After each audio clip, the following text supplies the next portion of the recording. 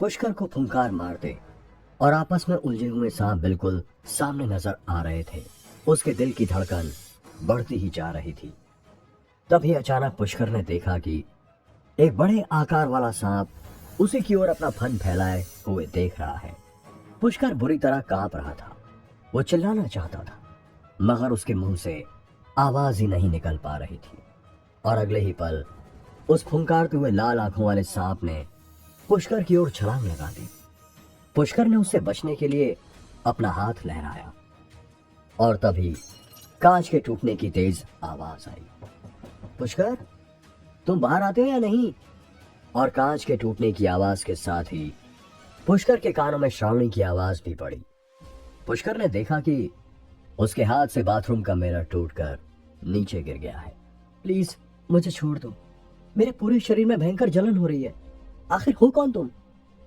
पुष्कर बड़ी मुश्किल से सांस खींचता हुआ बोला। फिर पुष्कर ने जल्दी से अपने कपड़े उतारे और देखा कि उसका पूरा शरीर अजीब तरह से लाल हो गया था। ये क्या है? क्या मैं जल गया हूं? पुष्कर ने खुद से कहा। पुष्कर ने आह भरी और बाथरूम के मिरर की ओर देखा जो मकड़ी के जाल की तरह टूटकर नीचे गिर गया था। वो सांप, वो खाई, क्या था वो सब? ओह गॉड, कितना डरावना था वो सीन, पुष्कर ने कहा। पुष्कर के मुंह से निकले ये शब्द खत्म ही हुए थे कि तभी एक जोरदार आवाज के साथ बाथरूम का दरवाजा खुल गया और श्रावणी तेजी से अंदर गिरी। वो दोनों एक दूसरे के गले से चिपक गए और एक साथ जमीन पर गिर पड़े।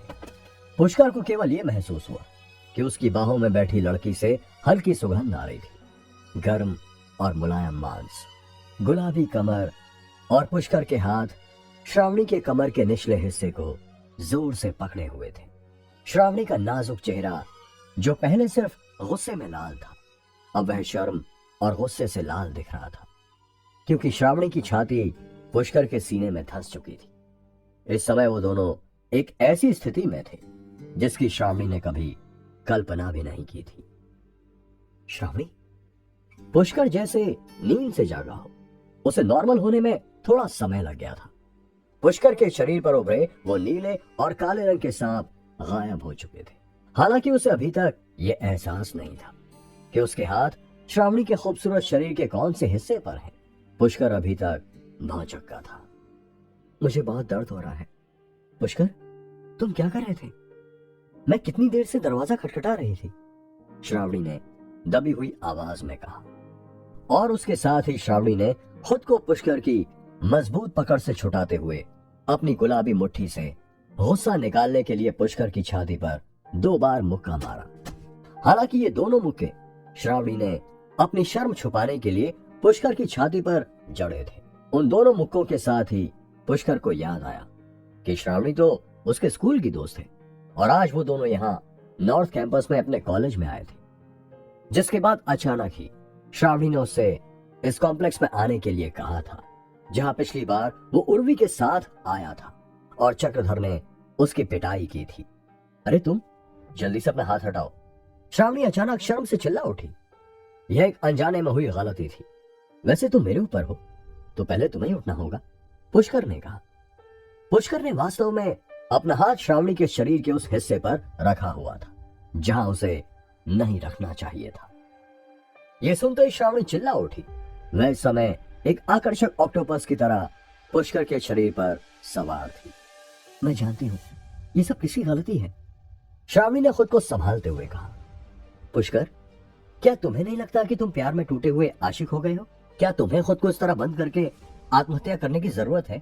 श्रावणी उठी और शर्मनाक चेहरे के साथ पुष्कर को दोष देते हुए बोली। श्रावणी जमीन से तो उठ चुकी थी लेकिन अपने कपड़े संभालना भूल गई थी और तभी पुष्कर की नजर सीधा उसके टॉप के ऊपर के खुले बटन पर जाकर टिक गई। पुष्कर को यकीन नहीं आ रहा था कि श्रावणी इतनी बड़ी हो चुकी है। श्रावणी ने जैसे ही पुष्कर की नजरों का पीछा किया तो उसने झट से अपने टॉप का बटन बंद करने की कोशिश की मगर बटन टूट चुका था और इस समय श्रावणी के पास शर्मा कर अपनी आंखें झुकाने के अलावा और कोई चारा नहीं था। तभी पुष्कर का ध्यान भी उसके ऊपर से हट गया। मैं टूटा हुआ आशिक हूं, पुष्कर ने मुस्कुराते हुए कहा। उर्वी सिर्फ अयान के साथ बात कर रही थी, लेकिन तुम इतने मूर्ख थे कि तुमने इसे सीरियसली ले लिया। मैं कुछ समय से तुम्हें कुछ बदला हुआ देख रही हूं पुष्कर, श्रावणी ने कहा। पुष्कर ने श्रावणी की बात पर कोई प्रतिक्रिया नहीं दी थी, क्योंकि वो जानता था कि श्रावणी सच बोल रही है। कुछ ही देर पहले उसके शरीर पर गहरे काले और नीले रंग के सांप मंडरा रहे थे, और अचानक ही वो सब गायब हो गए, जिनके बारे में पुष्कर को खुद भी कुछ नहीं मालूम था। और तो और पिछले कुछ समय से उसके अंदर से अचानक ही ऐसी आवाजें आती थी। तभी श्रावणी ने अपने गुलाबी होंठ दांत से काटे और धीमी आवाज में शिकायती लहजे में कहा, मुझे नहीं पता कि उसमें क्या अच्छा है, लेकिन तुम उसके लिए इस तरह बेचैन क्यों हो? श्रावणी ने पुष्कर से कहा। लेकिन अचानक ही पुष्कर की आंखें लाल हो गईं और उसके मुंह से निकला, आज मैं इस चक्रधर का खून पी जाऊंगा। तुम ऐसे क्यों बात कर रहे हो पुष्कर? अरे तुम्हारी आवाज को क्या हुआ? ओह, तुम्हारी आंखें? श्रावणी ने अचानक ही पुष्कर के उस बदले हुए रूप को देखा। पुष्कर बाथरूम से बाहर निकल चुका था और उसके कदम चक्रधर की ओर बढ़ चुके थे। फुंकार मारते काले और नीले सांप पुष्कर के दोनों कंधों पर फिर से आ चुके थे। उसकी आंखें लाल थीं और शरीर पत्थर की तरह सख्त हो चुका था। नहीं, तुम कुछ नहीं करोगे। अगर तुमने चक्रधर को मार दिया तो मैं बड़ी मुसीबत में फंस जाऊंगा। मुझे उसका खून नहीं करना है। पुष्कर ने अपने कंधे पर बैठे सांप को फुंकारते हुए देखकर कहा। पुष्कर के कहते ही काला सांप उसके कंधे से उड़ते हुए सीधे उसकी आंखों के सामने आ गया और बोला, अब तुम हमारे संरक्षण में हो, तुम्हें अपने बदले को पूरा करना ही होगा। काले सांप ने पुष्कर से कहा, मैं उसे अपने तरीके से समझा दूंगा, क्योंकि अगर तुमने उसे जान से मार दिया तो मैं बड़ी मुसीबत में फंस जाऊंगा। पुष्कर ने कहा, ठीक है, पर अगर तुम पर फिर से हमला होता है तो हमें उस हमले का जवाब देना ही होगा, फिर चाहे उसमें किसी की जान ही क्यों न चली जाए। काले सांप ने पुष्कर से कहा, लेकिन किसने दिया तुम्हें यह आदेश? कौन है जो मेरी मदद करना चाहता है? पुष्कर ने उस फुंकारते हुए सांप से पूछा। अभी इस बात का समय नहीं आया है, समय आने पर तुम्हें साफ पता चल जाएगा। ये कहकर पुष्कर के कंधे पर बैठा वो सांप गायब हो गया था और अब पुष्कर चक्रधर के सामने आ पहुंचा था। चक्रधर, तुझे क्या लगा मैं तुझे ऐसे ही छोड़ दूंगा? तुझे अपने किए की कीमत चुकानी होगी। कमीने, आज मैं तुझे जिंदा नहीं छोड़ूंगा। पुष्कर ने चक्रधर के सामने आने के बाद जोर से चिल्लाते हुए कहा, अबे तू फिर आ गया? लगता है पिछली बार तू भूल गया है। पिछली बार तो सिर्फ तेरी हड्डियां तोड़ी थी, इस बार तेरी अर्थी ही यहां से निकलेगी। साले डेढ़ पसली। चक्रधर ने कहा, वो तो कुछ ही देर में पता चल जाएगा कि मेरी अर्थी निकलेगी या तेरी हड्डियां टूटेंगी। पुष्कर ने गुस्से में दांत भींचते हुए कहा, देख, आज मुझे परेशान मत कर, मुझे और भी बहुत काम है। इतना कहकर चक्रधर अपने मोटे शरीर को लेकर फिर से कुर्सी पर बैठ गया और पुष्कर पर ताना मारते हुए बोला, पैसे तो तुम्हारे जैसे फकड़ों के पास होते नहीं, फिर क्यों मुंह उठाकर यहाँ चले आते हो? पुष्कर चक्रधर के सामने खड़ा हुआ था और अपने अंदर के उस खौफनाक और भयंकर तूफान को शांत करने की कोशिश कर रहा था, क्योंकि पुष्कर जानता था कि उसके अंदर की ये ताकत चक्रधर और उसके आदमियों को खत्म करने के लिए काफी है। अचानक ही पुष्कर ने अपने आराध्य शिव शंकर को याद किया।